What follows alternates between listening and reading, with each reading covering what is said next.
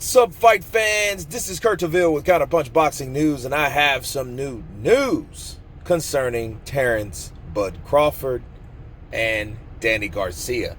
You know, I was just listening to a live chat with Terence Bud Crawford, and he asked a question that, to me, was a very, very good question, okay?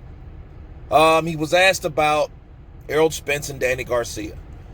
And the question he asked, he says, first off, what warrants Danny Garcia? Why is he the best or one of the top welterweights in the division? Why is he considered one of the top welterweights in the division? So I started thinking about that. Like, wow, why is that? Because you look at Danny Garcia, he's lost twice. He has 2 losses. And these are the 2 losses from the guys, or some of the revered as the best guys in the division.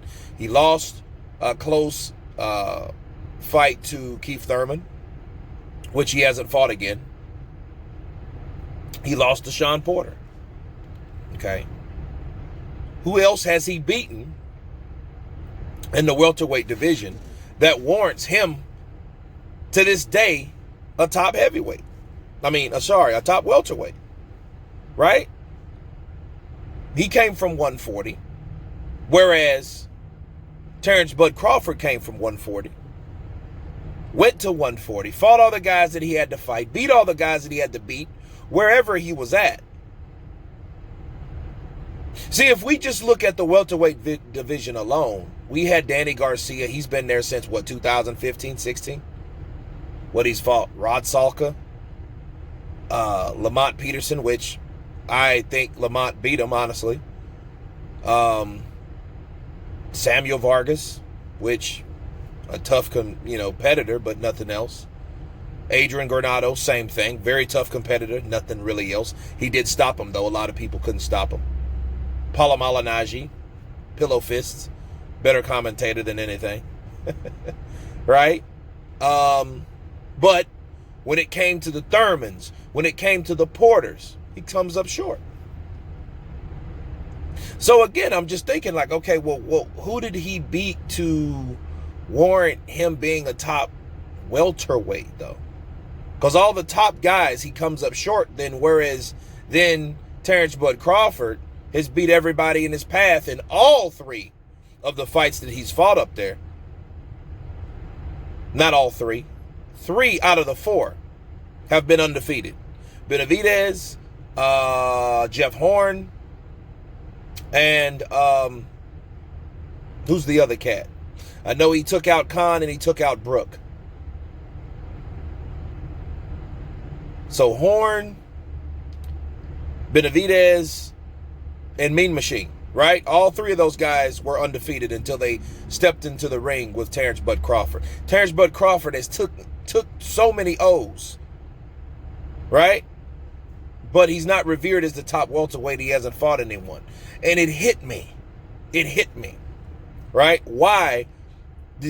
Danny Garcia is revered as one of the top welterweights. Hell of a fighter. Hell of a fighter. I'm not taking anything away from Danny Garcia. But what hit me was he was in the right promotional setting. He's with the PBC. If you imagine, let's do this. If you took Danny Garcia losing twice to Keith Thurman and Sean Porter, and he was an ESPN fighter, oh no, he wouldn't be revered as shit. He wouldn't be marketed. He wouldn't be promoted. He wouldn't even be talked about. He would be just like the other fighters that he beat. Counterpunch. That's what it comes down to. Danny Garcia's with Al Heyman. Therefore, Danny Garcia is still relevant in the welterweight division. Again, not saying that he's a pushover. But if he was anywhere else with anyone else, and he was still allowed to fight those PBC fighters, because you know how they are over there, he wouldn't be considered anything, honestly, but a tough competitor, an ex-champion, a former champion. You can say that same thing about Paulo Malignaggi. Right? So when Terence Crawford said this, I know he got a lot of flack. And I'm here in the support of Terence Crawford because it makes sense of what he asked. You compare a fighter, and you talk about Danny Garcia being a top welterweight. Well, hell, if you're a top welterweight, you could say, well, Keith Thurman has lost to Manny Pacquiao, and Sean Porter has lost to Keith Thurman and Errol Spence, right? And they're still considered top welterweight opposition. Okay, you got that. But then again, Sean Porter has fought everyone too. Right? But then again, where is Sean Porter at?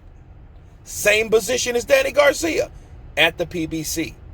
So they're at a better position promotional wise with Al Heyman, and they're promoted to that extent, and they're still revered as a top fighter because of who they're promoted with. So can you guys see the politics behind this? See, since Terence Bud Crawford, which has no losses, has fought and beat everybody that was in the ring, either knockout, stoppage, or whatever, right? Distance, it didn't matter. He got the job done. People still give this man flack because he's not with the PBC. Anyway, you guys tell me what you think about Terence Bud Crawford's question. Of course, please subscribe. And you guys been Counterpunch. Peace.